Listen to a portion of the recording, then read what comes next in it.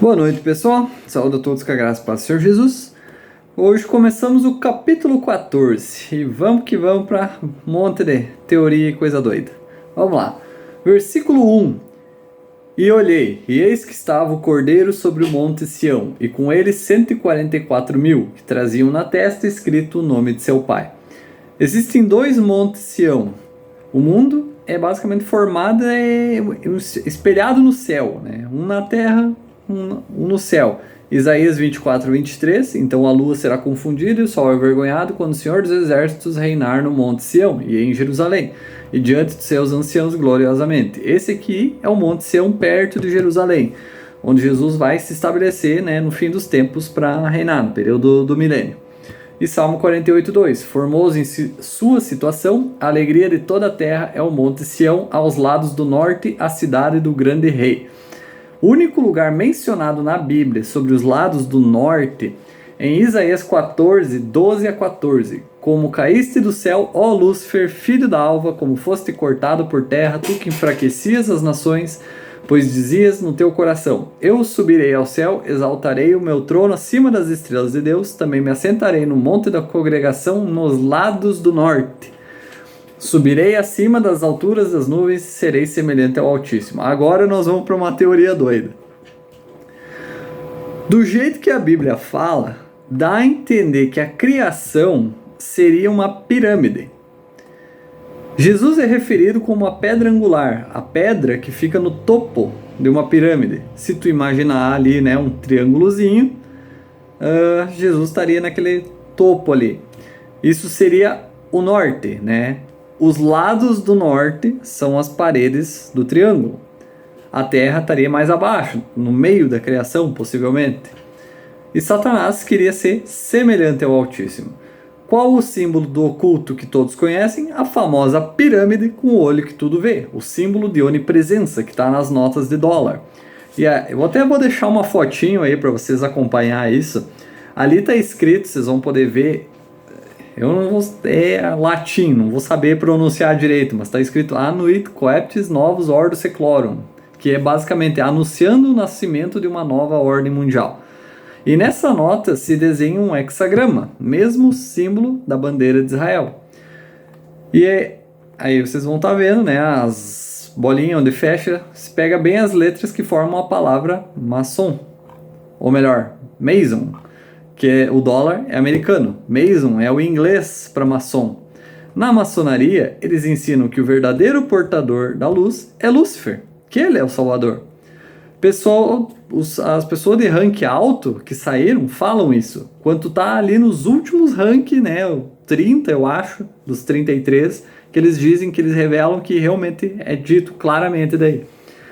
E por que o símbolo é uma pirâmide? Satanás deve estar tentando falsificar Deus. Tudo que ele faz é meio que imitando Deus, né? Tentando ser a pedra angular, a ponta da pirâmide, acima de tudo. Quem sabe então o universo não seja em forma de pirâmide mesmo? Mas a gente sabe que a verdadeira pedra angular é Jesus. Efésios 2:20, edificado sobre o fundamento dos apóstolos e dos profetas, de que Jesus Cristo é a principal pedra angular. Em 1 Pedro 2, 6 e 7, por isso também está contido na Escritura, eis que põe em Sião a principal pedra da esquina, eleita e preciosa, e quem nela crê não será confundido. Portanto, para vós, os que credes, ela é preciosa, mas para os desobedientes, a pedra que os construtores reprovaram, essa foi posta como pedra angular. Atos 4:11, esta é a pedra que foi rejeitada por vós, os construtores, a qual se tornou a pedra angular. E desde o Antigo Testamento já tinha profecia sobre isso. Isaías 28:16. Portanto, assim diz o Senhor Deus, eis que põe em Sião como fundamento uma pedra já provada, pedra preciosa da esquina, de firme fundamento, aquele que crer não se apressará. Então, tem um monte de prova aí que Jesus é a pedra angular, certo? Versículos 2 a 5, e ouvi um som do céu como o rugido de muitas águas, como forte estrondo de um trovão, o som que ouvi era como de arpistas tocando suas harpas. E eles cantaram com um cântico novo diante do trono e diante dos 4 animais, dos anciãos, e ninguém podia aprender aquele cântico, senão 144.000, que foram comprados da terra. Esses são os que não foram contaminados com mulheres, porque são virgens. Esses são os que seguem o Cordeiro para onde quer que vá. Esses foram comprados dentre os homens, sendo as primícias para Deus e para o Cordeiro. E na sua boca não se achou engano, porque são irrepreensíveis diante do trono de Deus. Então aqui já diz novamente, né, sobre os judeus, que são os 144 mil, 12 mil de cada tribo. Isso a gente já viu lá no capítulo 7, caso queiram rever de novo, já está lá. Acho que mais pra frente eu falo mais alguma coisa sobre isso, mas daí tem que ver um outro negócio que vai acontecer, se não me engano. Mas vamos lá, vamos ver do versículo 6 pra frente. A partir daqui já começa a ocorrer algo que se chama de visão prolíptica.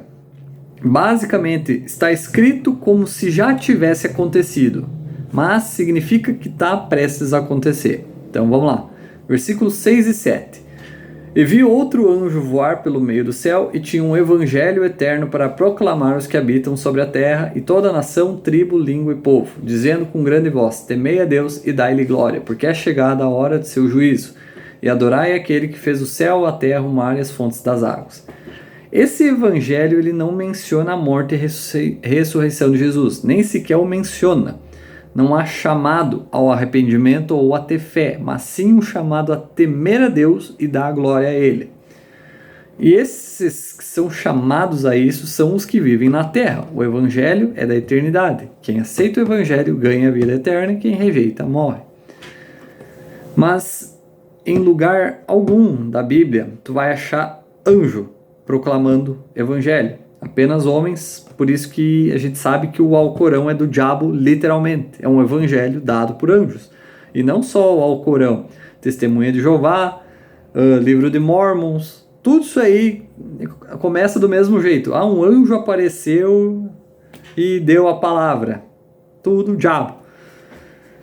Gálatas 1:8. Mas ainda que nós mesmos ou um anjo do céu vos pregasse outro evangelho além dos que já vos pregamos, seja maldito.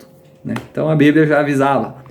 E esse anjo aqui, ele não está pregando o evangelho. Primeiro que a palavra em grego para habitam sobre a terra é melhor traduzido como sentam sobre a terra.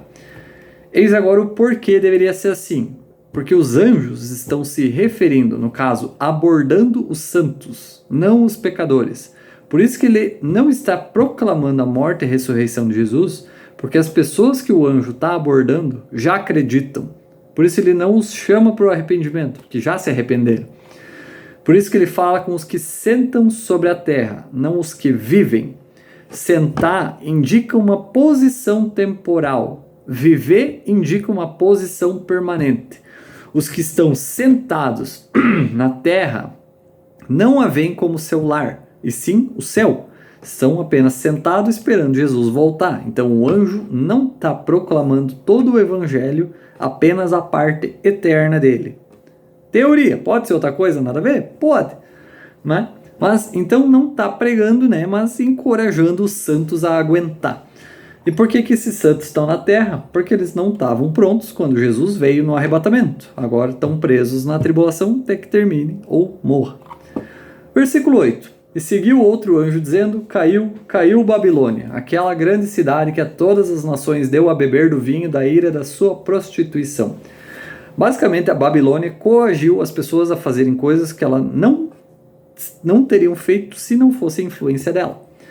A prostituição espiritual que a Babilônia causa é, nesse tempo, fazer as pessoas aceitarem a marca da besta, né? Se prostituir com outro ídolo.